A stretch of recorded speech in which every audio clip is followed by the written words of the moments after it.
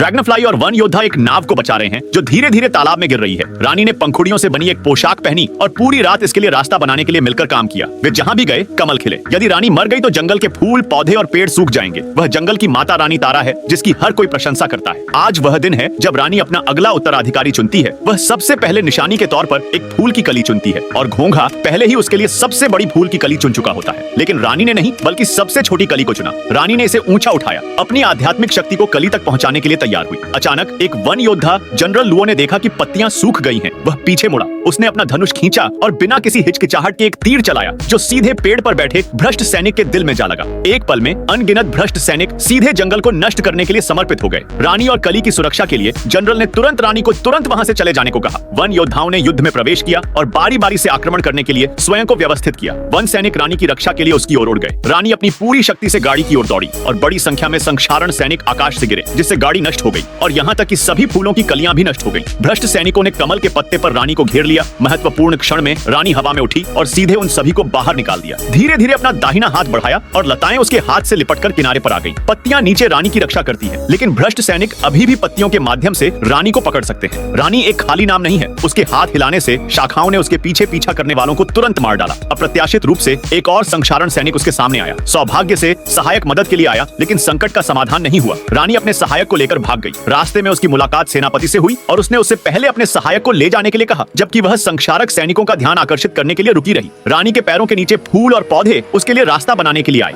वह कूद पड़ी और सेनापति ने उसे पकड़ लिया, लेकिन तभी पता चला कि भ्रष्ट सैनिकों के पिता और पुत्र उसका पीछा कर रहे थे। हालांकि उन्होंने रानी को गोली नहीं मारी, लेकिन जनरल ने उनके विपरीत सीधे अपने बेटे को तीर से मार दिया। जब पिता ने यह देखा तो उसने तुरंत उसका पीछा किया। अप्रत्याशित रूप से रानी को भी एक तीर लग गया। सेनापति ने उसे बचाना चाहा, लेकिन तब तक बहुत देर हो चुकी थी। रानी धीरे धीरे गिर गई और एक मानव लड़की की आंखों के सामने से गुजर गई। पलक झपकते ही अंधेरा हो गया। वे जंगलों को नष्ट करने में माहिर हैं और उनके एक तीर से जंगल की रानी को गोली लगने के बाद उसे गलती से एक मानव लड़की ने देखा। उसने अविश्वास से अपने सामने जादुई योगिनी को देखा।